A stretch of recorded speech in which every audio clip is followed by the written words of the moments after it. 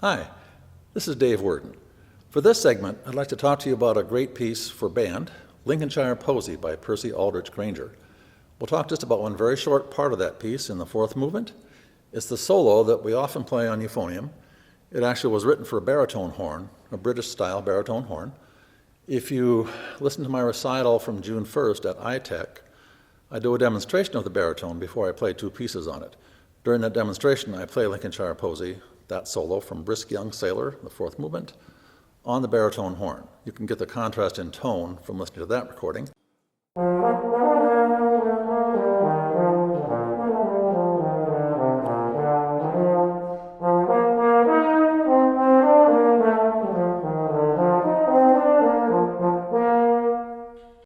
For today, though, I'll play it on euphonium because that's what many of you will probably do if you perform the piece.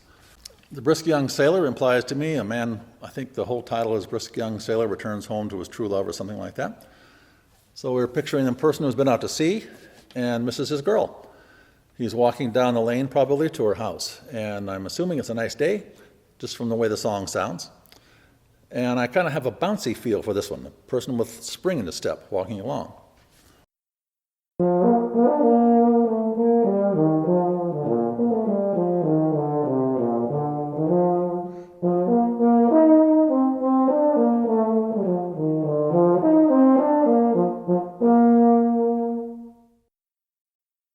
That's all there is to it. Not a very hard solo, just to play the notes. Quite hard, though, to perform it correctly. There are some musical tidbits I'll try to give you here about playing the melody yourself. However, during your solo, the woodwinds are quite busy. They're playing double, triplet, 16th notes.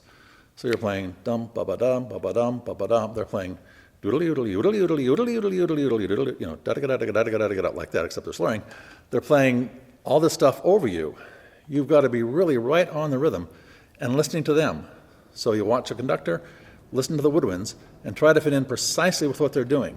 So you're very constrained by that, and yet you want to sound very free. So that's a kind of a trick I can't really demonstrate here. What you want to do, though, is practice the solo so you get your musicality just ingrained. You know what you want to do, and you can do it every time exactly the same. So let's begin the piece.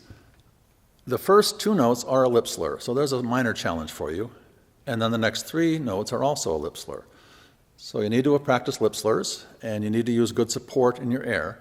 Your embouchure has to match what the notes are going to be exactly, and it should happen. Practice that one quite a lot so you're really solid on that, because it's easy to get your rhythm drifting a little one way or the other as you try to do a lip slur without the vowels to help you secure the rhythm.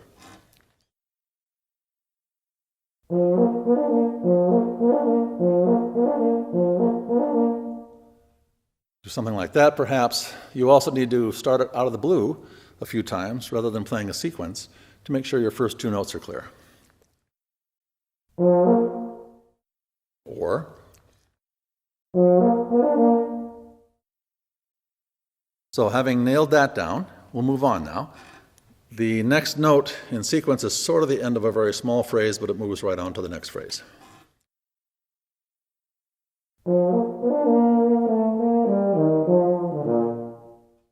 That's really the end of the first subphrase.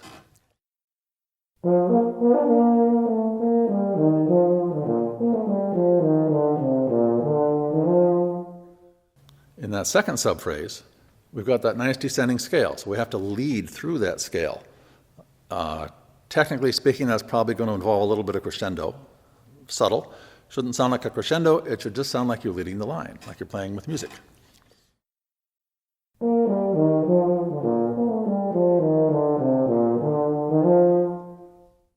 So again, we're leading first down to that A or B in treble.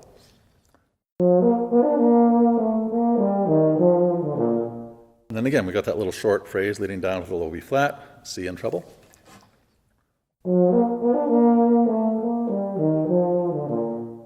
Those are your two targets.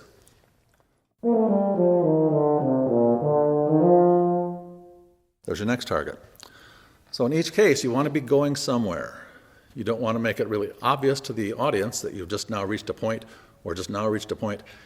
It should just sound like music, like a song.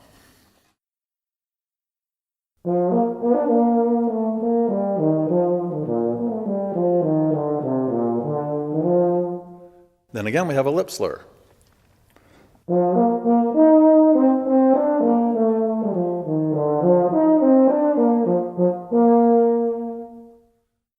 A couple of them in there, actually, a couple lip slurs. So during all that, once again, we have a subphrase to aim for.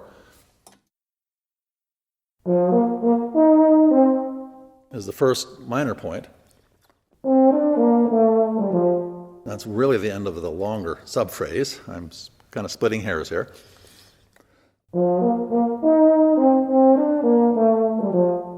Before we go into the final phrase.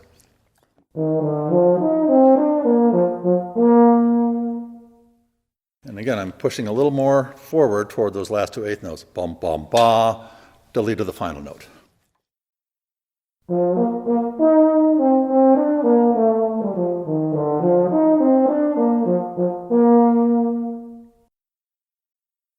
So that's how I think it should be played. Now, you may have different ideas. In this case, we don't have words to tell us what that brisk young sailor was singing as he walked down the path. So you have to kind of hear a song without knowing what the words are, which is slightly challenging. Make up your own if you want to, or just make it sound like a song. Have ideas where the phrases go. Sell those ideas as you're playing it for the audience. And if you're really solid with that, it will go quite well. Thanks for listening.